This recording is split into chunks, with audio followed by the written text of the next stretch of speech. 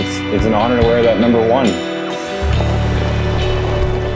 You know, knowing that the competition is that much more fierce, that much more gnarly, rough, rugged terrain, you know.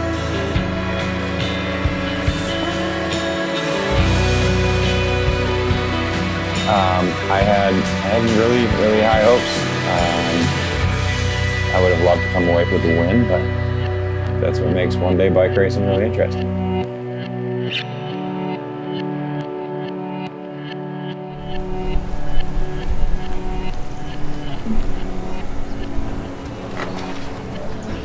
Sorry, it's not ours. Activate I with thought the you back. weren't lifting today. Well, this is what you're gonna get out of me. Where should I put it? Is this hourly in Emporia? The bell? First piece laying down. Yeah, grab some Leland time. Leland, how you feeling about DK 2 days out? Dude, I feel amazing. Yeah? What is not to be just stoked about? The sun is shining, the bells are ringing, singing us a beautiful tune. The roads are drying. Right. Yeah, the vast majority of this is good flint rock gravel. It's going to be sharp, it's going to be chunky, it's going to be washed out and rutted, make no mistake about that. What's your money on? Well, I'm not ashamed to say we'll be pulling for Ted, but you know, we'll be stoked with any champion of DK represent themselves well in the event, and that's all we ask. And Ted has done that on 2 occasions. So The sweet sound of trains running through town. Downtown Emporia, you're at DK EXPO City. We just set up the untapped timber frame. One job. I lifted a couple things, that's why I'm looking awfully swole. We are meeting up the Velocio/Moan Standard fueled by Untapped bike ride. We're gonna go scope out the first few miles, final few miles of the course. Big old group. Untapped product is already there. Is it? You're bringing it. All right. You can write a review on YouTube. I wonder which way we're taking off. Exactly, there's a chain. I've put that on a chain before. Never knew really? Oh, they're amazing. Just don't do it. You're stunning. It is stunning. Come by. Looks like pretty much. People are like, who are you looking out for? And I'm like, well, Eric Marcotte is the strongest man in the world. Raise your hand if you know who Eric Marcotte is. 2 hands went up. I'm like, well, watch out for him. It's a busy lead up to DK. Again, I'm really happy you got here on Wednesday. You know, it's meeting sponsors, it's getting your bike worked on, it's going into local retailers and making sure they're happy, it's leading rides, it's a lot of selfies, it's fun, it's flattering, it's, you know, my face is on a poster, my face is in downtown in 2 locations. It's a cool, really exciting time for me, for gravel. This is one that I build up for a really long time. I'm psyched. Nice hot coals. We got the corn on the cob on the grill. We got the chicken on the grill. We got some peppers over here about to go on the grill. What could you ask for? That was perfection. I was smart enough to put sunscreen on, so I spent a lot of time in the sun and came back and lay down and got the chicken marinating and all things good. It's on tap for tomorrow. Tomorrow will be race day eve. I will go out for one final spin, probably pretty cool, easy, calm, collected in the morning. Just like, you know, a little bit of me space, me time. There's not much more to recon. We may go out and look at some of the course later in the day. Maybe, maybe not. And then honestly, just lay low as best as possible.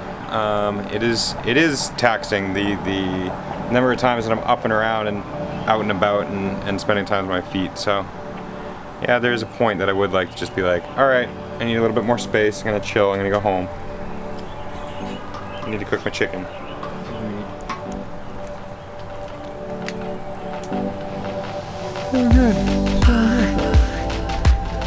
So the rumor goes somewhere around 25, the course gets nutty. Rocky, rooty, crazy. The first 25 are pretty buffed out, smooth Kansas gravel. So we're gonna go out there and scope some of that and see what the the action's all about. Sick barn. Oh, it's a low rider. The making of a great bonfire next to it. You don't often see them that short. It's sort of chode-ish. I give that like a 7.8. No silo, no fence.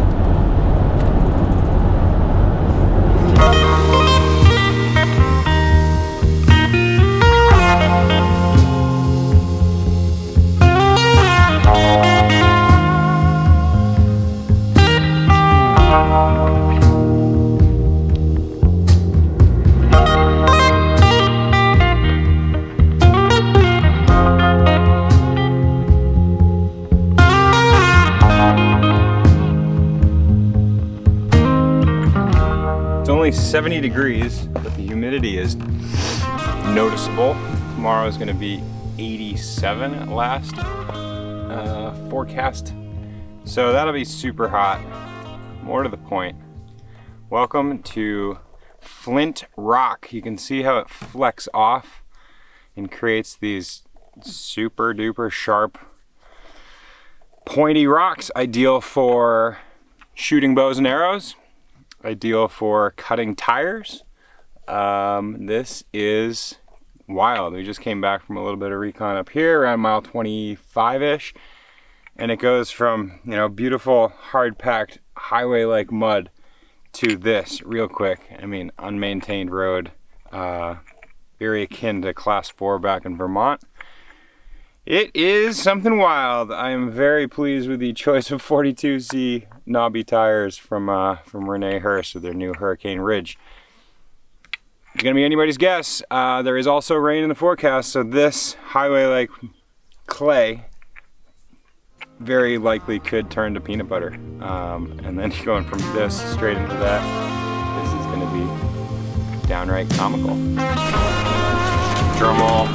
And from behind the salsa comes numero uno. That is pretty cool. You got your Vermont attire on and everything. Exactly. I like to race for all the important things in life. For belt buckles, for cowboy hats, for burritos, and chips and salsa. And podium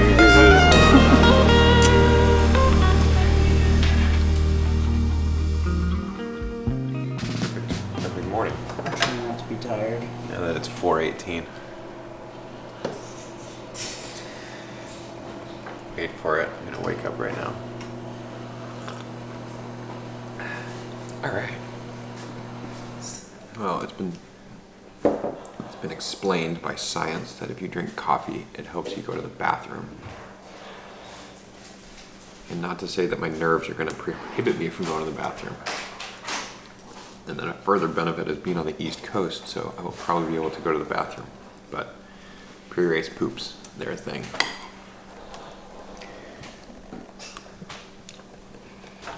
It's going to be bumpy.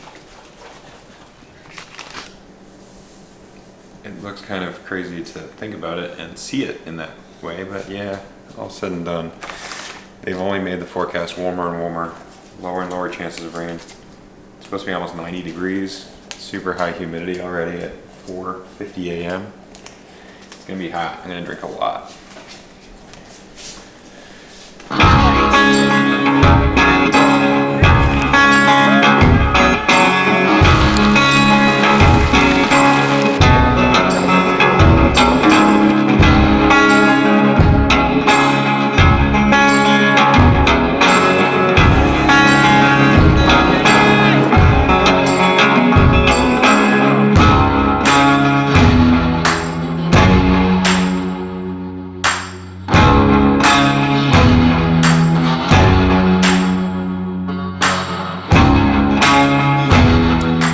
Kanza is this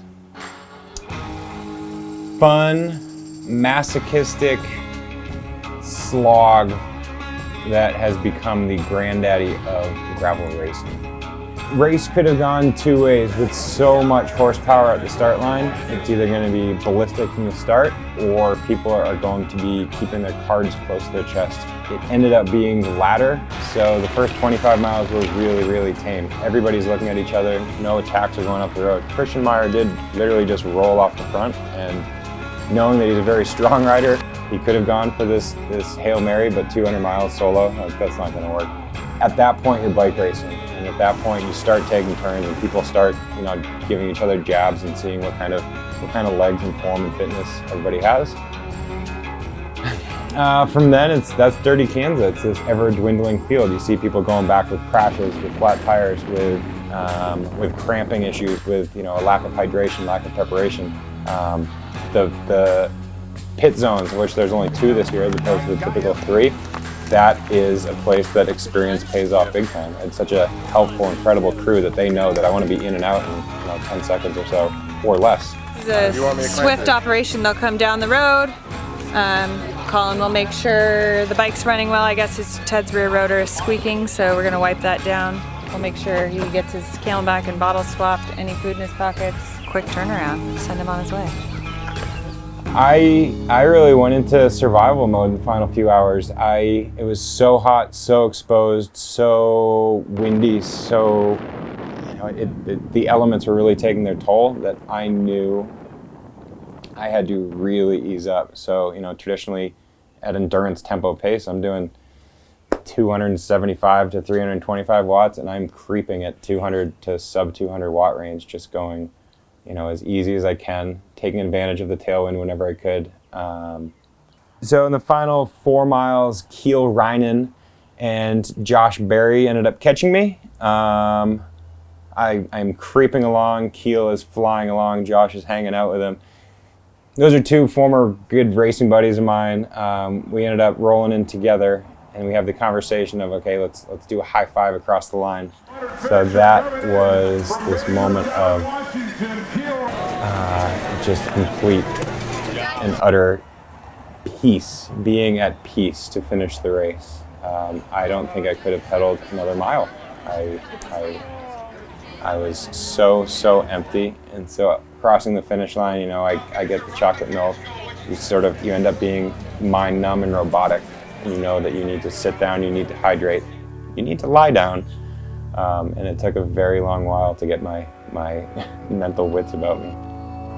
It's a really good guess where this is going. I mean, this was the first year that current World Tour pros showed up. I think they might be questioning their sanity right now, but I think they're going to come away from this and tell their colleagues, tell their buddies that, yeah, Dirty Kanza is something special. They saw Emporia last night. They saw it at 6 a.m. yesterday. That energy is something that you don't get anywhere else.